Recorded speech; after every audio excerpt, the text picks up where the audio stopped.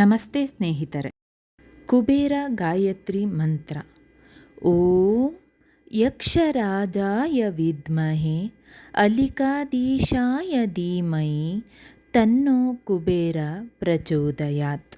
ಮಂತ್ರದ ಅರ್ಥ ಈ ರೀತಿ ಇದೆ.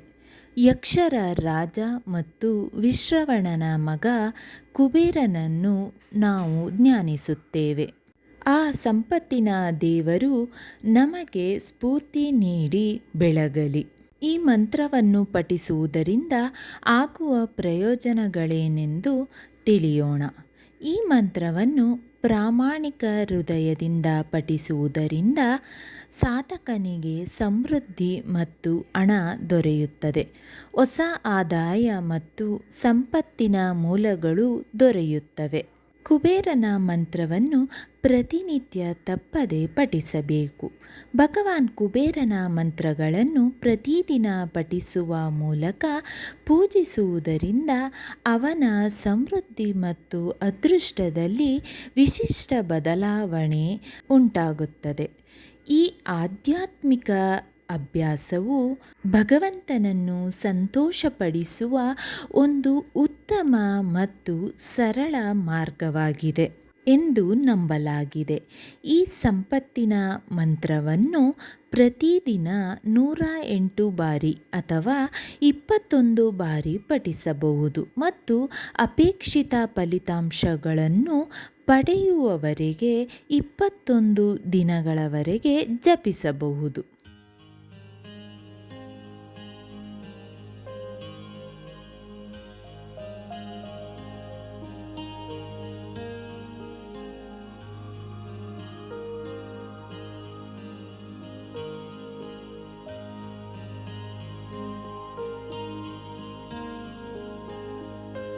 ಓಂ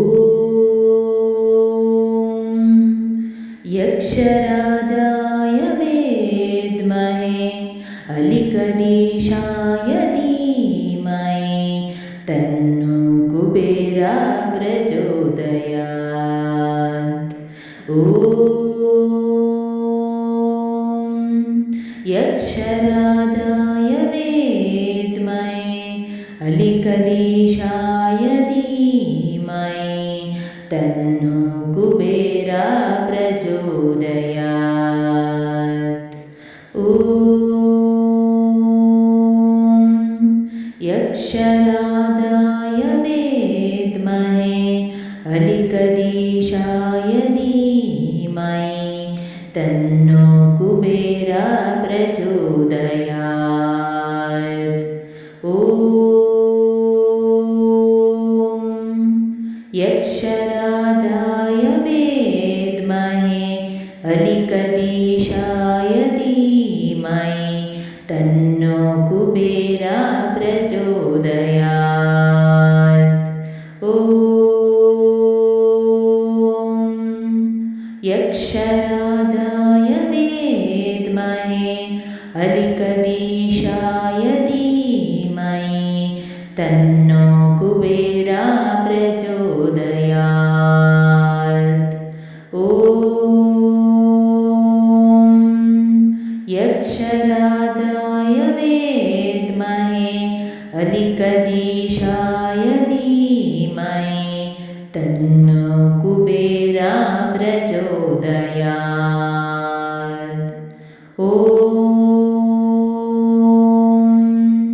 ಯಕ್ಷರಾಜಾಯ ವಿದ್ಮಹೆ ಅಲಿಕಧೀಶಾಯ ಧೀಮಹಿ ತನ್ನೋ ಕುಬೇರ ಪ್ರಚೋದಯಾತ್. ಓಂ ಯಕ್ಷರಾಜಾಯ ವಿದ್ಮಹೆ ಅಲಿಕಧೀಶಾಯ ಧೀಮಹಿ ತನ್ನೋ ಕುಬೇರ ಪ್ರಚೋದಯಾತ್.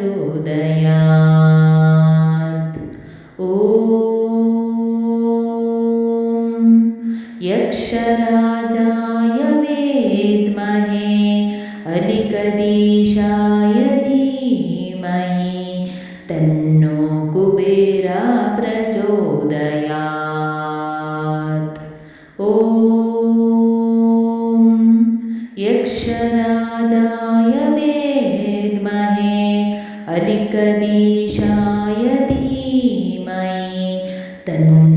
कुबेर प्रचोदयात्।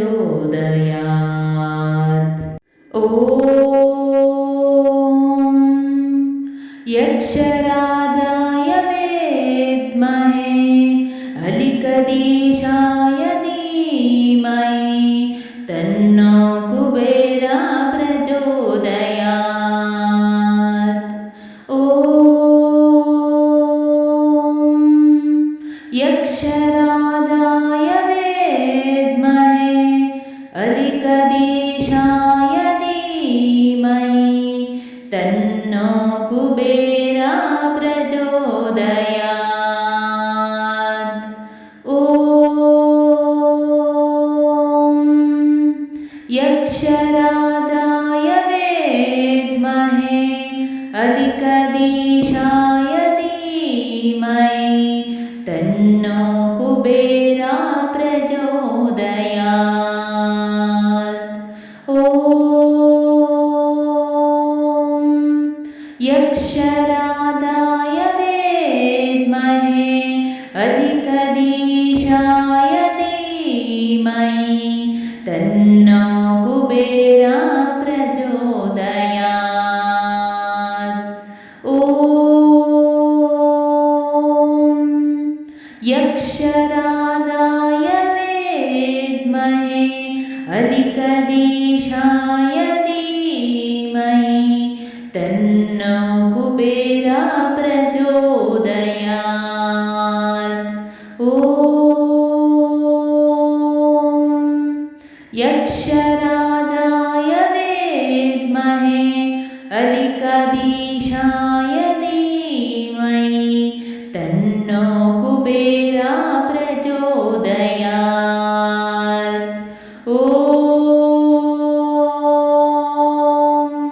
यक्षराजाय विद्महे अलिकदीशाय धीमहि तन्नो कुबेर प्रचोदयात्। ॐ